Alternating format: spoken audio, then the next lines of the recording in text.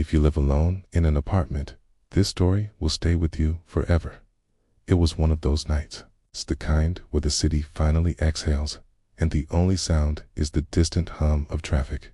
I was coming back from work, exhausted, my tie loosened, my mind a complete blur. The lobby of my building was just as quiet. The usual warm glow of the chandeliers was replaced by a dim, almost cold light, casting long, distorted shadows that danced with my every step. My footsteps echoed on the polished marble floor, each one sounding unnervingly loud in the silence. It was just past midnight, and the world fell asleep. All I wanted was my bed. I stepped into the lift, the familiar scent of clean metal and faint air freshener greeting me. The soft hum was almost comforting, a sign that I was almost home. The panel glowed with a soft red light. I pressed the button for my floor, the 20th, and leaned back against the cool wall of the lift, closing my eyes for just a second. The lift started its ascent smoothly. 4th floor, 5th, the numbers climbed steadily, a rhythmic lullaby of machinery. I could almost feel the day's stress melting away with each passing floor. 10th, 11th, 12th. The gentle motion was about to carry me into a half sleep, and then it stopped. My eyes snapped open. The lift had lurched to a halt, the sudden stop jolting me forward. I looked at the panel. The number glowing in stark, digital red was 13. 13. That's impossible. I've lived in this building for 3 years. There is no 13th floor. The directory in the lobby, the one I pass every single day, skips right from 12 to 14. It's a common superstition, sure, but it's a fact of this building. My heart started a low, anxious drumbeat. Maybe it was a malfunction, a glitch in the system. I pressed the door open button, half expecting nothing to happen. With a deep, groaning sound, the doors slid open. But what they revealed wasn't a hallway. It was nothing. A void, a corridor that stretched into an impossible darkness, far beyond the physical dimensions of the building. The air that seeped in was cold, carrying a smell of damp earth and something else, something old and decayed. A single light bulb flickered erratically, maybe 20 feet down the hallway, casting spastic shadows that made the darkness seem alive. Along the walls, I could just make out the shapes of doors, identical to the ones on my floor, but all of them were slightly ajar, gaping into the blackness like silent mouths. There was no sound, not a hum, not a whisper of wind, just an absolute, suffocating silence that pressed in on me. It felt like the air itself was holding its breath. My own breathing had become ragged. My mind was racing, trying to find a logical explanation. A power surge, a renovation floor they never told us about. But the sheer wrongness of it all, the cold dread creeping up my spine, told me this wasn't logical. And then I heard it. A voice. It was soft, like a child's, and it whispered my name. Just once. David. It came from the darkness down the hall, clear as day, yet impossibly distant. I froze completely. Every muscle in my body locked up.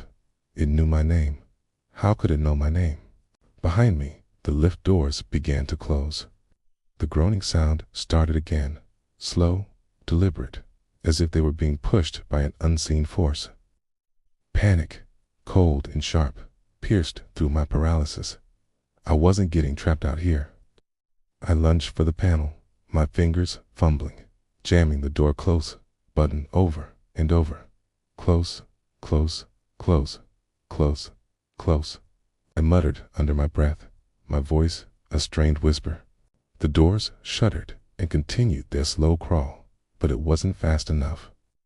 Suddenly, the lights inside the lift began to flicker violently, in sync with the one down the hall.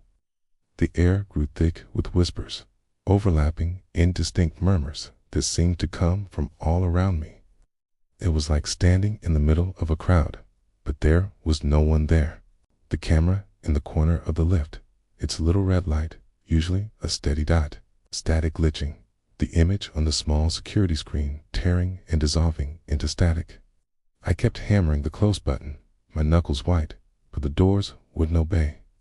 They'd close an inch, then stop, then close another inch, agonizingly slow.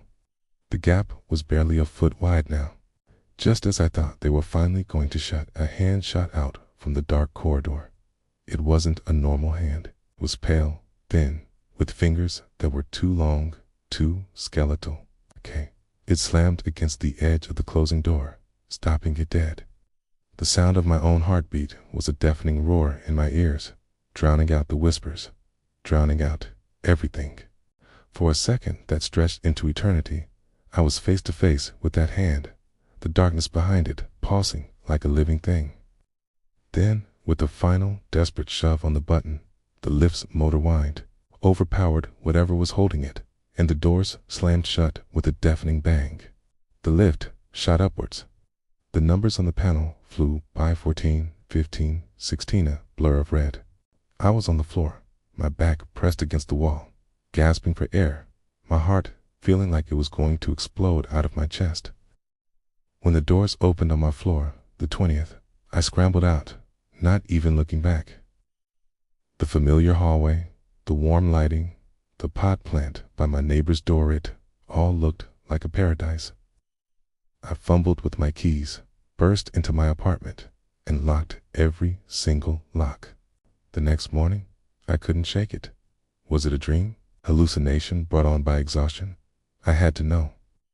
I went down to the building management office, my voice trembling as I asked about the 13th floor. The manager, a kind-faced woman, gave me a strange look. She explained that there was, technically, a 13th floor, but it had been sealed off a decade ago. A tenant had taken their own life up there. After that, there were reports, strange noises, people feeling watched. So they bricked up the lift access and wiped it from the building plans. Doesn't exist. She assured me the lifts couldn't possibly stop there. I went back up to my apartment, trying to convince myself it was a one-time glitch, a nightmare. But as I rode the lift, my eyes were glued to the panel.